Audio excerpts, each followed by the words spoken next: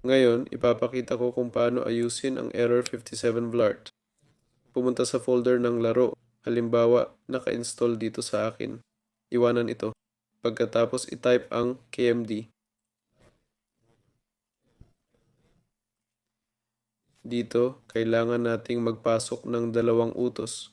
Una, skdelete VGC. Pindutin ang enter tapos delete VJK.